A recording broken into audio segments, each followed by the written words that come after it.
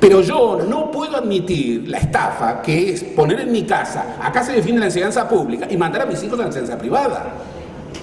No puedo admitir esa estafa. Y si me importa, como me importa, que los más infelices sean los más privilegiados, bueno, tengo que trabajar por eso. Eso, entre otras cosas, supone que el país haga una gran inversión, con contrapartida, nada sin contrapartida, nada sin contrapartida. Y el docente va a volver a sentirse en un horizonte digno. Yo recordaba, claro, hoy si un hijo dice voy a ser docente, es casi tan mala noticia como hace 50 años decía papá voy a ser cura. Sí, bueno, tiene que volver a ser una buena noticia. No lo es, no lo es, no lo es. Por eso yo insisto, no tenemos más tiempo. Hay una tarea que es nacional, hay un acuerdo que es posible. Lo que pasa es que llega el momento de que lo exijamos. Bien.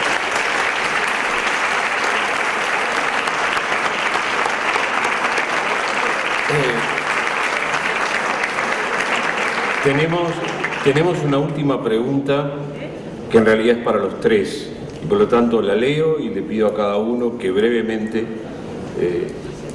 comparta la respuesta. Si la mayoría de la sociedad y de los docentes están de acuerdo con ciertos cambios, que además quien formula la pregunta se cuestiona cuáles son esos consensos, la pregunta estricta es ¿por qué se bloquean todas las iniciativas? Renato. A ver, 4 breves cosas.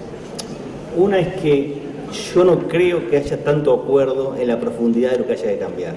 Yo creo que lo que hay es muchas veces una cierta expresión de intencionalidad de cambio, pero en realidad la profundidad de los cambios todavía no se ven. Y yo creo que el ejemplo más claro fue el último acuerdo interpartidario, donde más era una expresión de metas, determinadas metas e intenciones, más que una reflexión más profunda sobre los procesos educativos. Yo me atrevo a pensar que estamos en la intencionalidad de cambio, estamos de acuerdo. Yo creo que en la profundidad del cambio me parece que todavía falta bastante camino para recorrer. Es decir,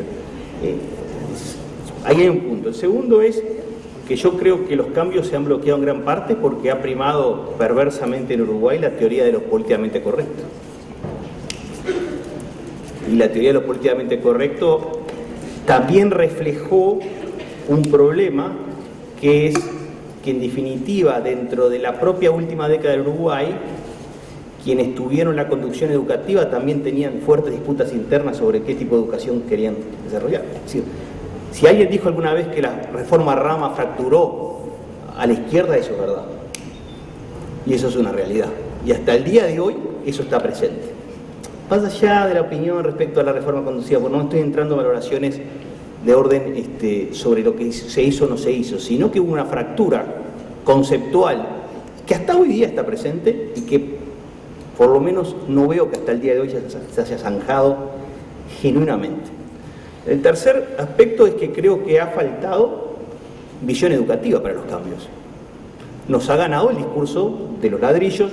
Yo estoy totalmente de acuerdo en que mejorar las condiciones de trabajo y el salario docente, absolutamente de acuerdo, pero lo que quiero decir es que no hemos discutido sobre educación. El Uruguay no ha discutido en la última década sobre educación.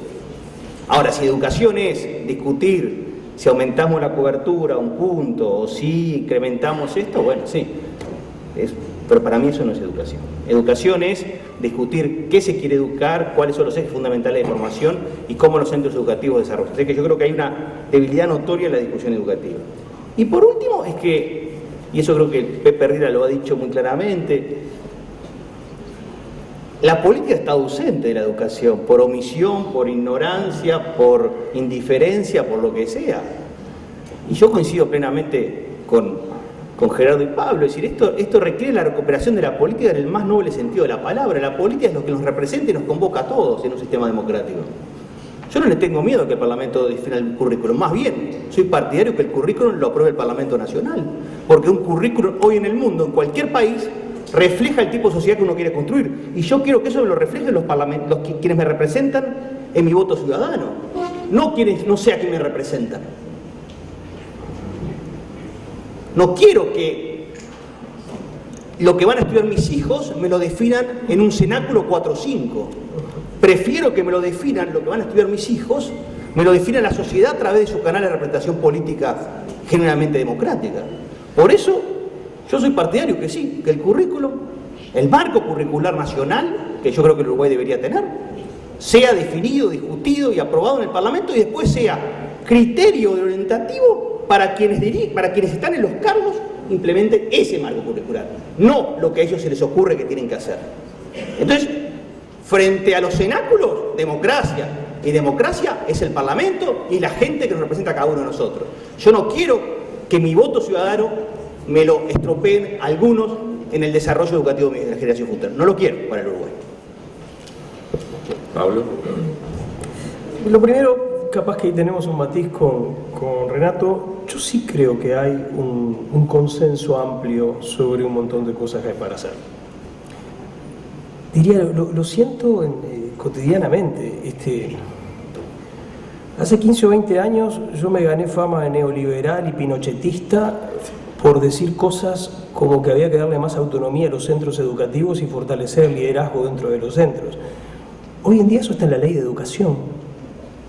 Eso no te quita la etiqueta que te pusieron, ¿no? Porque tiene absolutamente que ver con otras cosas. Pero, digamos, ideas que sonaban como exóticas y terriblemente transgresoras hace 15 o 20 años, hoy forman parte de un sentido común del que realmente comulga mucha gente. Yo creo que sí hemos avanzado mucho en el terreno de las ideas y sí hay un consenso amplio. ¿Por qué se bloquea todo? Bueno, hay una respuesta fácil que consiste en identificar a los malos de la película, la burocracia, el corporativismo, los malos dirigentes sociales, sindicales. Y yo creo que todo eso existe, pero no creo que eso sea el verdadero motivo. El verdadero motivo es que hasta ahora en Uruguay ha habido una inmensa cobardía política para encarar este asunto y un culto escandaloso del doble discurso que alimenta fantasmas que después no se pueden controlar.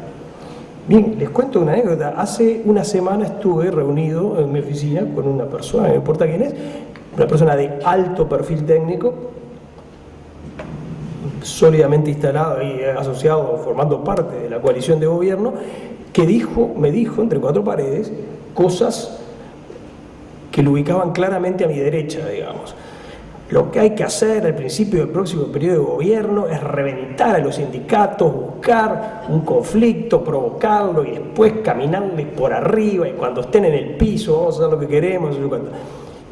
Horas después lo escuché en una entrevista en un medio electrónico pasándole la mano a los sindicatos y hablando de que son los grandes socios para hacer cosas. Bueno, eso se paga.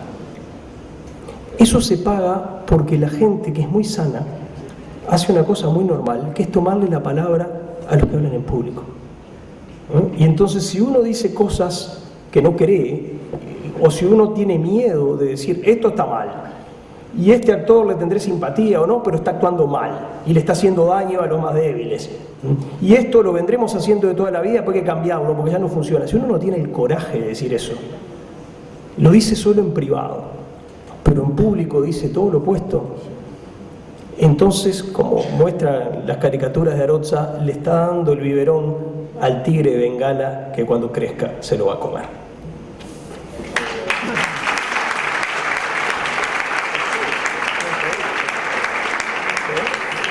Gerardo. No hay nada más persuasivo que hablar de lo concreto. Y los ejemplos son cosas concretas.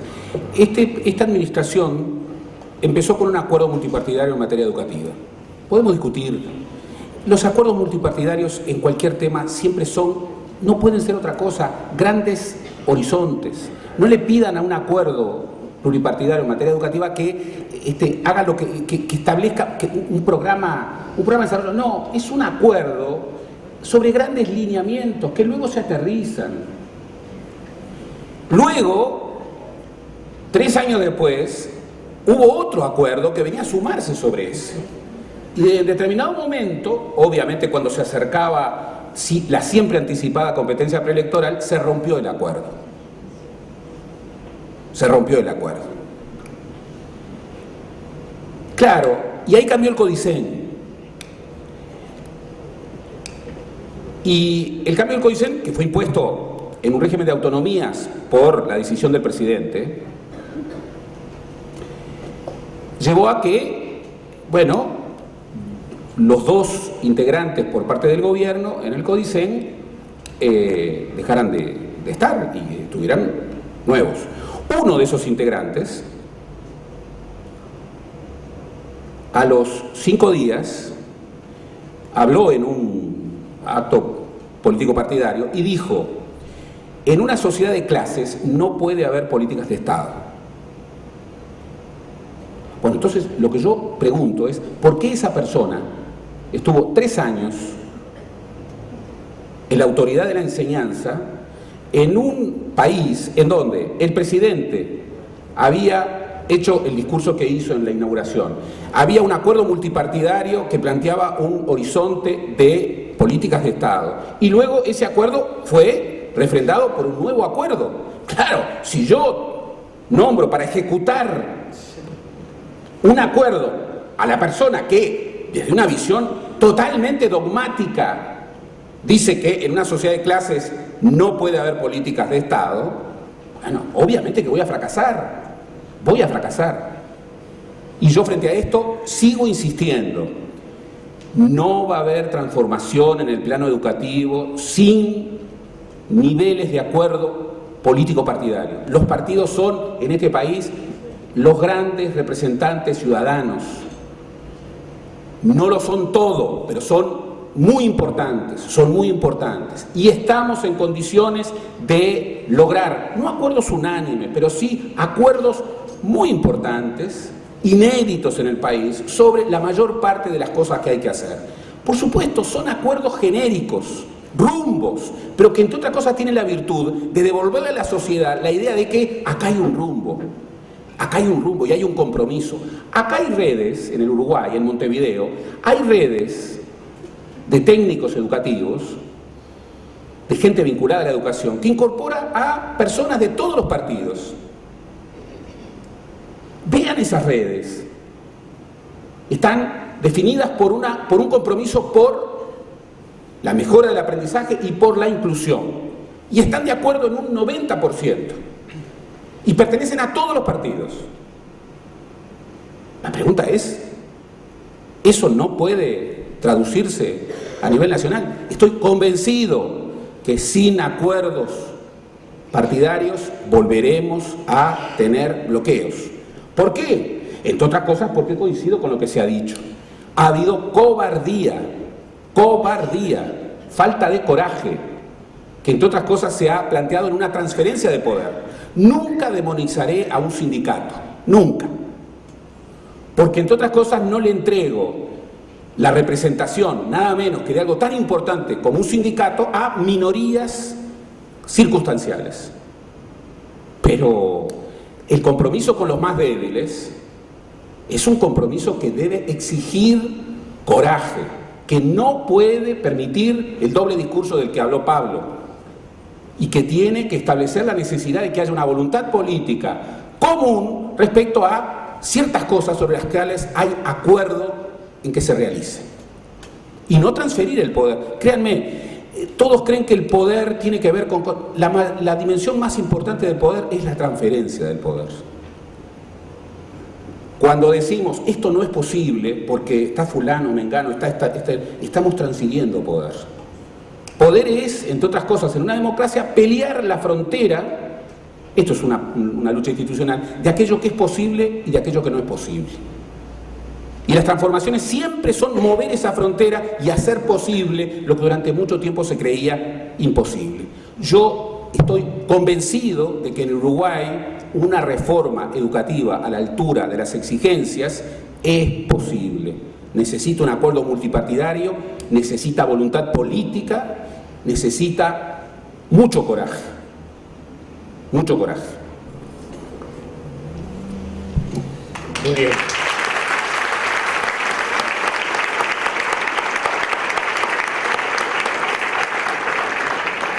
Creo que interpreto a todos diciendo que fue un honor y un placer profesional tener esta mesa y la que antecedió y ser parte de una institución que genera las condiciones para el debate y la búsqueda de consensos para construir un cambio que sin duda es posible. Gracias a todos.